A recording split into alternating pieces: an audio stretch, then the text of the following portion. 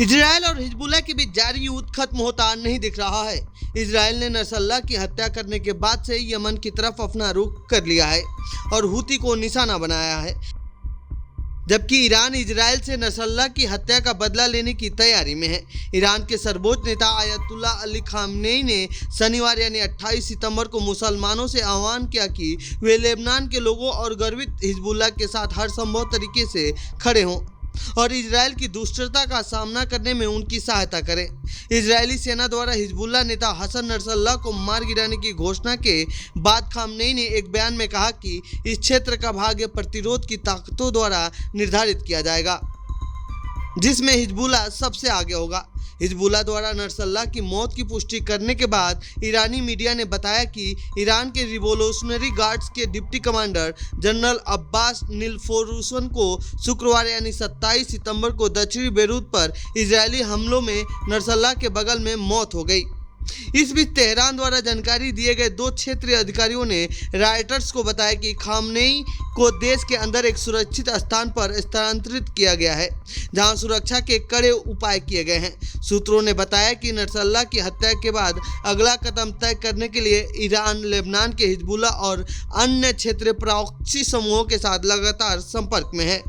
एक air strike में Beirut के बिल्कुल बीच में हिजबुल्लाह के जो लीडर है हसन नसरुल्लाह, उनकी देहांत कर दी और भी लीडर मारे गए। टीवी में भी दिखाई दे रहे हैं आजकल, और हिजबुल्लाह ने भी मान लिया कि उनकी मृत्यु हो गई है। अब ये लीडरशिप क्राइसिस हो गया है। अब इसका इफेक्ट क्या होगा? लेकिन आपको पता होना चाहिए दैट 1984 में जब पैलेस्टीनियन लिबरेशन ऑर्गेनाइजेशन बनी थी, उन्होंने कहा था कि हम इजराइल को नहीं चाहते, ये गलत है, और इजराइल के ऊपर उन्हें आक्रमण किया।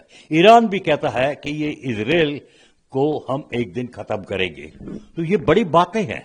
ये टेररिस्ट उग्र ऑर्गेनाइजेशन, उग्रवादी जो है, हमास मान लीजिए गाजा में, हिजबुल्लाह मान लीजिए इधर, हूती मान लीजिए, तो इनकी जो लीडरशिप है और जो लोग हैं, उनके मन में है कि उग्रवादी हिसाब से हम अपना फैसला कराएंगे।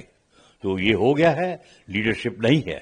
लेकिन उग्रवादी के लीडरशिप चल जाता है, क्योंकि इनके जो लोग हैं उनके दिल में है कि हम ये जो हमारा लक्ष्य है वो हम लेके रहेंगे।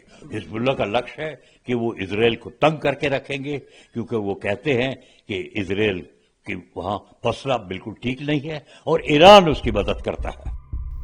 तो ये थी इजराइल हिजबुल्लाह वार से जुड़ी हमारी रिपोर्ट। आपको कैसी लगी ये रिपोर्ट कमेंट बॉक्स में बताएं। साथ ही इस पूरे मामले पर आप क्या कहना चाहते हैं कमेंट बॉक्स में लिखें। बाकी देश दुनिया की खबरों के लिए बने रहिए जनसत्ता के साथ। धन्यवाद।